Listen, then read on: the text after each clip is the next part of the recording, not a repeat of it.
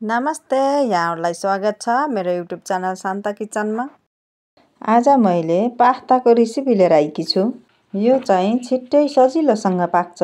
त्यसको लागि मैले यहाँ पास्ता, मसिनो गरेर काटेको टमाटर, प्याज, हरियो खुर्सानी, धनिया लिएकी छु।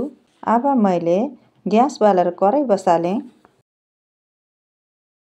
यहाँ मैले कराईमा पास्ता राखेँ र पानी राखेर थोरै नुन राखेँ र ढाकेर पकाउन राखेँ। पास्तालाई चाहिँ सानो ग्यासमा 10 मिनेट जति पकाउनु होला। 10 मिनेट नि भइसकेको छ। अब म ग्यास बन्द गर्छु। अब पास्तालाई चाहिँ पानी तारेर चिसो पानीले फेरि पखाल्छु। मैले यहाँ पखालेर नि एउटा भाँडामा निकालेर राखेँ। अब म ग्यास बालेर कराई बसाल्छु। कराई तातिसकेपछि तेल राखेँ। तेल तातिसकेपछि प्याज र हरियो खुर्सानी राखेँ। राखिसकेपछि चलाउँदै फ्राई गरेँ।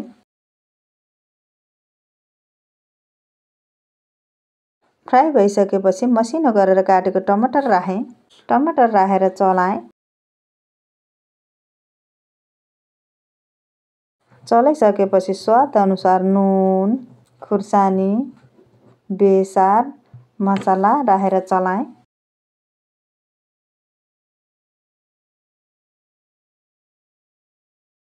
चलाइसकेपछि टमाटर गल्नको लागि ढाकेर पकाएँ।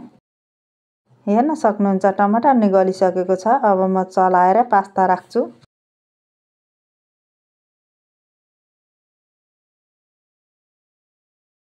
पास्ता राखिसकेपछि मजाले चलाएँ।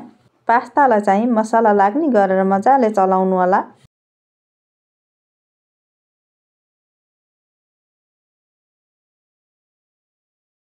चलाइसकेपछि मसिनो गरेर काटेको धनिया राखेर चलाएँ।